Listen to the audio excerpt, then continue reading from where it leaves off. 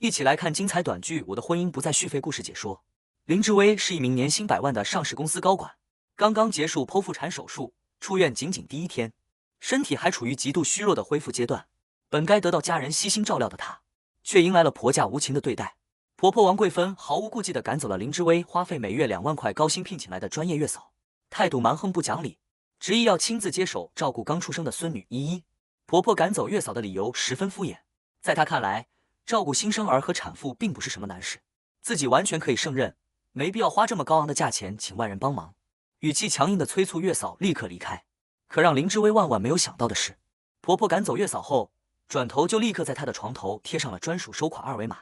还私自定制了数十条五花八门的收费项目，打算借着照顾她和孩子的名义向她收取各种费用。婆婆理所当然地认为，林志威既然愿意每月花2万块聘请月嫂，那给自己支付酬劳也是理所应当的事情。她直接拿出了自己手写的价目表，明确告知林志威，所有服务都需要先扫码付款，才能享受对应的照料。价目表上的收费项目杂乱且离谱，一碗普通的白粥收费50元，给孩子更换一次尿布收费10元，哄孩子入睡一次收费50元，甚至还荒唐地设置了外姓人看望孩子的血脉维护费，需要按次单独支付。面对婆婆极致算计的操作，林志威的丈夫陈建宇却全程偏袒自己的母亲，丝毫没有顾及刚生产完的妻子的感受。陈建宇不断为婆婆的行为辩解，他觉得母亲只是收取一点辛苦费而已。林志威既然愿意花钱请月嫂，把这笔钱给到自己的母亲，结果都是一样的，完全没必要斤斤计较。夫妻俩和婆婆争执的过程中，林志威的内心满是寒心。他清晰地记得，婆婆身患乳腺癌晚期，每个月高达15万的天价靶向药医药费，整整1年多的时间里，全部都是由她独自承担。1年下来，她为婆婆治病已经花费了180万，倾尽自己的财力为婆家换取生机。可如今，婆家却丝毫没有感念她的付出，反而处处算计，苛待刚生产的她。彻底心寒的林志威不再一味忍让，他当即拨通了肿瘤医院的电话，明确告知工作人员自己要停止为王桂芬缴纳每月15万元的靶向药费用。挂断电话后，林志威看着还想喝白粥的婆婆，语气冰冷地提醒对方，想要喝粥需要立刻扫码支付50元，若是需要他亲自喂食，还要额外再加100元的服务费。陈建宇看到林志威强硬的态度，立刻上前质问，不满他如此对待自己的母亲。林志威当即反问陈建宇，是否眼睁睁看着母亲这样肆意欺负自己？可陈建宇依旧偏袒母亲，反过来指责林志威小气，认为月嫂2万块的月薪他都舍得花，却不愿意给母亲支付几十块的服务费，觉得母亲不该免费为他照顾孩子，认为林志威是在刻意白嫖婆婆的付出。婆婆更是顺势附和，直言自己打造的是付费式婆媳关系，拒绝无偿被儿媳使唤。紧接着，婆婆又告知林志威，居家打扫、收拾卫生也属于额外服务，每次收费200元。就在这时，陈建宇的母亲，也就是林志威的婆婆突然提起，自己已经买好了第2天的车票，打算专程过来探望孙女依依。林志威得知婆婆的亲家母要来探望孩子，立刻放出狠话，表明外姓人探望孩子需要缴纳血脉维护费，一次200元，若是想要抱孩子，还要额外再加100元。婆婆见状立刻打圆场，笑着告诉身边的母亲，自己只是看了段子开玩笑，让母亲不要当真，还以母亲身体不好，不能情绪激动为由，劝说母亲不要奔波，等孩子满月后，自己会带着孩子回去探望。陈建宇看到林志威气自己母亲的举动，瞬间怒火上涌，大声指责林志威心思歹毒，明知道母亲身体孱弱，经不起情绪波动，还故意出言刺激。他怒斥林志威没有家教，不懂尊老敬老，言语间满是指责与不满。面对丈夫的无端指责，林志威彻底看透了这家人的自私冷漠，冷冷回怼，既然陈建宇觉得自己母亲的死活和他无关，那陈建宇一家人的所有事情也从此和他毫无关系。说完这句话，林志威再次拨通了肿瘤医院的电话，2次确认停止为王桂芬缴纳靶向药费用。医院的工作人员连忙提醒林志威，王桂芬的靶向药3天后就需要续费，她身患乳腺癌晚期，一旦停药，不仅要承受巨大的身体痛苦，还会直接危及生命。即便得知严重后果，林志威依旧态度坚定，确认了停药的决定。他打算3天后让自私的婆家亲自体会无力承担天价医药费的窘境。林志威的脑海中浮现出1年前的画面，彼时婆婆刚刚确诊乳腺癌晚期，进口靶向药每月15万的费用，对普通家庭而言是难以承受的重担。新婚不久的陈建宇跪在地上苦苦哀求林志威，希望他能出手救治母亲。诉说母亲独自拉扯她和弟弟长大的不易，一辈子辛苦操劳，从未享过一天福。当时的林之薇念及夫妻情分，真心把婆家当成自己的家人，毫不犹豫地答应救治婆婆，直言婆婆就是自己的母亲。陈建宇当时感动不已，当场发誓会一辈子好好对待林之薇。可短短1年时间，180万的巨额付出，不仅没有换来婆家的感恩和真心相待，反而换来了无尽的算计和苛待。心彻底凉透的林之薇下定决心，既然婆家从未把她当作家人，那她再也不会为这个家付出一分一毫。画面回到当下，身边的宝宝依依突然哭闹不止，林之薇强忍着产后身体的剧痛，温柔地安抚孩子，尝试给孩子喂奶，又细心检查孩子是否是因为尿失不适才哭闹。可她的一番用心照料，换来的却是婆婆的厉声抱怨。婆婆烦躁地指责林之薇不会带孩子，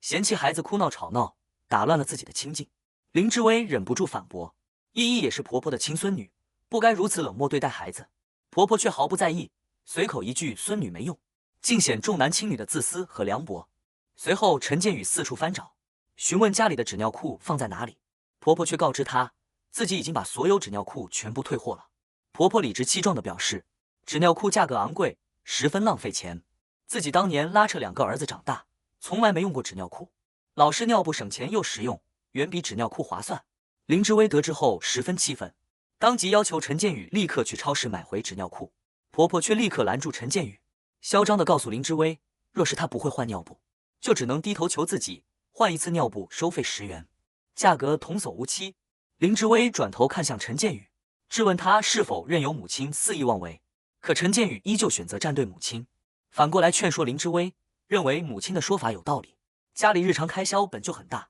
林之薇每个月购买化妆品、衣物、首饰，还有各类应酬都要花费不少，自己独自在外赚钱养家十分不易。丈夫颠倒黑白的言论让林之薇彻底无语，她当场揭穿陈建宇的薪资，直言陈建宇每月工资仅有8000块，自己身为年薪100万的高管，从来没有用过他1分钱。婆婆见状立刻护短，出声质问林之薇凭什么看不起自己的儿子。林之薇坦然回应，自己高薪工作，独立自强，从未依附过丈夫，更不曾花过他一分收入。面对依旧强硬索要换尿布服务费的婆婆，林之薇满心失望，感慨陈建宇曾经的深情承诺，保质期竟然只有短短1年。此时林之薇意外发现，婆婆用来给孩子替代纸尿裤的旧尿布，用料竟然是自己的名贵衣物。她当即认出，其中一件衣服价值2万多元，单单这一件衣服的价格就足以购买满一屋子的纸尿裤。林之薇愤怒地揭穿婆婆所谓的省钱，不过是变相糟蹋自己的财物。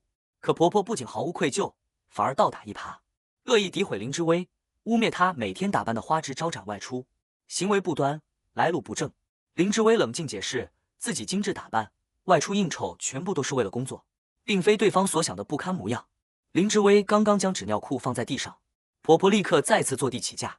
声称10元仅仅是换尿布的费用，清理脏尿布、收拾卫生属于额外服务，一次需要加收500元费用。就在双方争执不休时，陈建宇的弟弟陈建国回到了家中。婆婆看到小儿子回家，立刻转变态度，满心欢喜的想要给儿子夹菜送饭。林之薇的月嫂恰好赶来，想要帮忙照料，却被婆婆立刻制止。婆婆以林之薇刚生完孩子，不宜吃油腻食物为由，拒绝月嫂帮忙，还特意嘱咐大儿子陈建宇，让他和许久未见的弟弟好好聊天相处，送饭的事情由自己亲自来做。随后婆婆端来一碗白粥递给林之薇，冷冰冰地提醒她需要扫码支付50元餐费。林之薇看着眼前荒诞的一幕，心中满是悲凉。她住着自己婚前购买的房子，花着自己的钱支撑着整个婆家，看着婆家一家人享用大餐，自己产后虚弱的身体却只能喝一碗付费的白粥。彻底心寒的林之薇不再对这个家抱有任何期待，当即联系月子中心预约了次日的入住服务，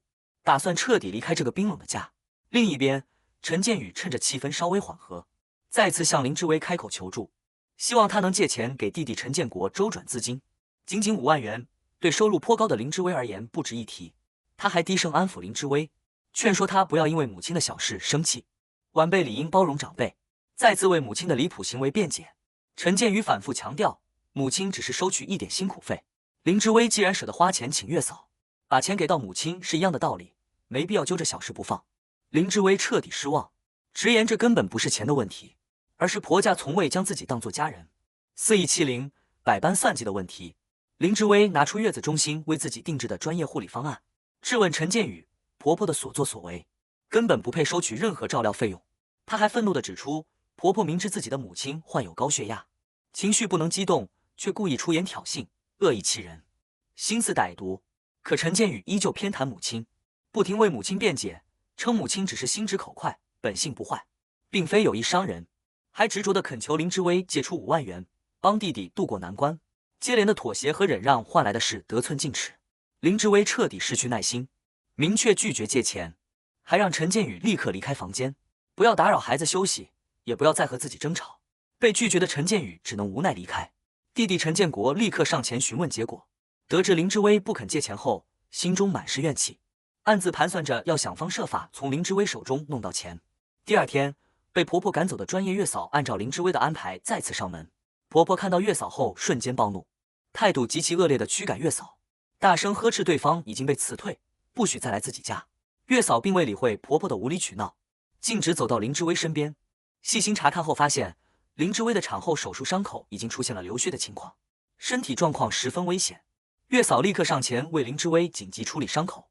婆婆和陈建宇见状十分不满，纷纷指责林志威，认为他私自请月嫂上门，是故意打婆婆的脸，不尊重长辈。婆婆更是嚣张跋扈，出言羞辱月嫂是底层保姆，无权插手自家家事，甚至扬言要报警，以入室盗窃的罪名抓走月嫂。面对婆婆的嚣张跋扈，林志威冷静回击，当场点明这套房子是自己的婚前个人财产，反问对方若是报警，警察最终会驱赶的人是谁？婆婆依旧蛮不讲理，怒斥林志威嫁入陈家就是陈家的人，不该如此忤逆长辈，驱赶婆家亲人，痛骂林志威良心不安。陈建国也在一旁煽风点火，指责哥哥陈建宇懦弱无能，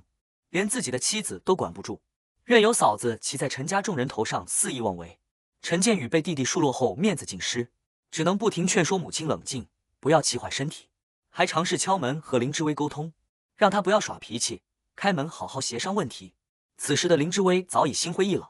他拜托月嫂帮忙收拾自己的物品，决定当天就搬离这个家，入住月子中心。月嫂一边安抚林志威的情绪，一边凭借专业的护理知识为他止血处理伤口，同时严肃告知林志威，他的伤口已经出现开线、化脓的情况，月子中心无法处理术后感染问题，必须立刻前往医院救治，否则会面临严重的感染风险。月嫂同时提醒林志威，就医手术需要家属签字确认，询问他是否要联系家人。这句话让林志威瞬间破防，他结婚3年，为家庭付出无数，可在自己遭遇病痛，需要家人陪伴签字时，竟然找不到一个可以依靠的人，心中满是心酸与无助。就在林志威无助之际，他的母亲特意赶来看望他。原来母亲放心不下刚生产的女儿，连夜坐火车奔波而来。林志威立刻告知母亲自己要再次就医的消息。母亲听闻后心急如焚，匆忙赶到医院陪伴女儿。看到女儿产后伤口感染，身体受损，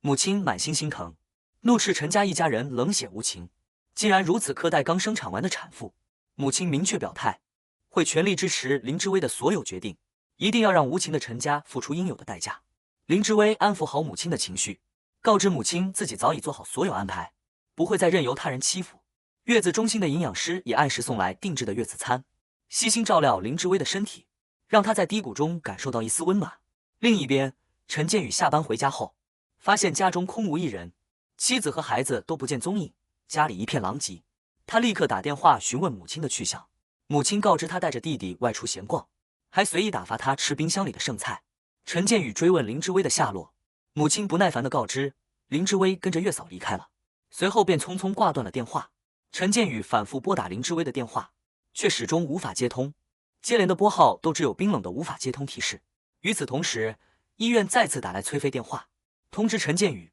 他母亲王桂芬的靶向药费用次日必须缴清，否则将彻底停药。陈建宇面对催费通知满心烦躁，随口敷衍了工作人员。弟弟陈建国得知医院催费的消息后十分疑惑，往年一直是嫂子林志威按时缴费，从未出现过催费的情况，不理解为何今年突然出现问题。此时的陈建国完全没有意识到，是家人的自私凉薄彻底耗尽了林志威所有的付出与包容。随后剧情回溯到林志威和陈建宇的过往，两人相识于大学校园。陈建宇出身贫寒，却勤奋刻苦，成绩优异，常年稳居年级第一。而林之威性格张扬独立，从大二开始自主创业，年纪轻轻就积攒了不少财富，也因此得罪了不少人。曾经在林之威被人刁难时，是陈建宇挺身而出保护了他。彼时的林之威认定，勇敢善良的陈建宇会是自己一生的归宿，满心期许和他携手余生。可步入婚姻，组建家庭后，陈建宇却一次次偏袒家人，无视他的付出与委屈，不断伤害真心待他的妻子。经历了产后这场极致的寒心与背叛，林之威彻底醒悟，决定挣脱糟糕的婚姻束缚，重新做回独立洒脱的自己，不再为不值得的人和家庭妥协内耗。陈家这边，母亲丝毫没有意识到家庭即将面临的危机，还在一心维护小儿子陈建国。他看到陈建国新买的最新款手机，满心欢喜地夸赞小儿子头脑灵活，会赚钱。对比老实巴交、管不住妻子的大儿子，